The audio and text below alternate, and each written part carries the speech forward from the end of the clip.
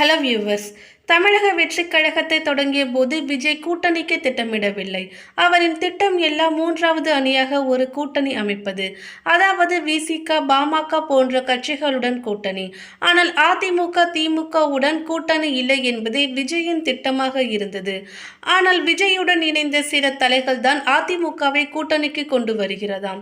அதிமுக வரும், அப்படி வந்தால் நாம் தான் கூட்டணி ஆட்சி, 2.5 வருடம் நீங்கள் முதல்வர் அல்லது துணை முதல்வர் என்றெல்லாம் ஆசை காட்டி விஜயை உள்ளே இழுத்துள்ளனர். அதாவது விஜய்க்கு கூட்டணி ஆசை காட்டியுள்ளனர். ஆனால் இப்போது அந்த கூட்டணிக்கு வாய்ப்பு இல்லாமல் போய்விட்டது. தமிழக வெற்றிக் கழகம் அதிமுக இடையே நடந்த ரகசிய கூட்டணி பேச்சுவார்த்தைகள் தோல்வியில் முடிந்ததாக கூறப்படுகிறது. விஜய் அரசியலுக்கு புதிது என்பதால் அதிமுக கூட்டணி வந்தபோது அதை ஏற்காமல் மிஸ் செய்து உள்ளார்.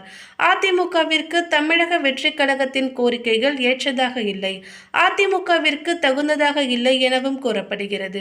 இதனால் கூட்டணி பேச்சுவார்த்தை ஆரம்ப கட்டத்திலேயே முறிந்துவிட்டதாக கூறப்படுகிறது. தமிழ்நாட்டில் அதிமுக, பாஜக கூட்டணி உறுதி செய்யப்பட்டுள்ளது. எடப்பாடி பழனிசாமி தலைமையில்தான் இந்த கூட்டணி அமைகிறது என்று உள்துறை அமைச்சர் அமித்ஷா பேட்டி அளித்துள்ளார். சென்னையில் எடப்பாடி பழனிசாமி, அமித்ஷா, அண்ணாமலை கூட்டாக செய்தியாளர்களை சந்தித்தனர். அமித்ஷா அளித்த பேட்டியில், தமிழ்நாட்டில் எடப்பாடி பழனிசாமி தலைமையில்தான் தேர்தலை சந்திப்போம். 2026 சட்டமன்ற தேர்தலை பிரதமர் மோடி தலைமையிலும் தமிழ்நாட்டில் எடப்பாடி பழனிசாமி தலைமையிலும் சந்திப்போம். எடப்பாடி பழனிசாமி தலைமையில்தான் இந்த கூட்டணி அமைகிறது என்று அமித்ஷா கூறியிருக்கிறார். இதனால் விஜய் கிட்டத்தட்ட தமிழக அரசியலில் ஓரம் கட்டப்பட்டுள்ளார். முதலில் இந்த மோதல் திமுக கூட்டணி, அதிமுக கூட்டணி என்ற மோதலாக மாறிவிட்டது. 2 தரப்பிடமும் அதிகாரம் உள்ளது. டெல்லி அரசு, வெஸ்ட் மாநில அரசு 2 தரப்பிலும் பணம் உள்ளது. திமுகவிற்கு இது வாழ்வா சாவா தேர்தல், பாஜகவிற்கு இது ஈகோ யுத்தம். அப்படி இருக்க விஜய் சீனிலேயே இல்லை. அதிலும் விஜயிடம் உள்ளூர் தலைகள் இல்லை, பூத் கமிட்டி இல்லை, விஜயை தாண்டி வசீகரமான முகமும் இல்லை. அதிலும் அவர் சினிமாவில் இன்னும் நடிக்கிறார். படம் முடிய வருட கடைசி வருடமாகும். இதையெல்லாம் வைத்துக்கொண்டு விஜய் அரசியலில் எதுவும் செய்ய முடியாது.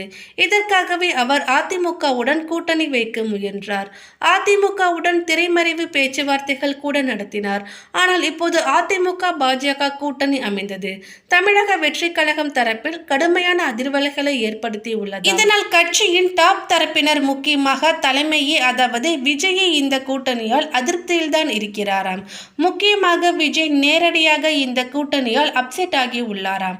அரசியல் வாழ்க்கை ஆரம்பமே சூனியமாக மாறுவதை பார்த்து கொஞ்சம் விஜய் தரப்பு கடமையில்தான் இருக்கிறதாம்.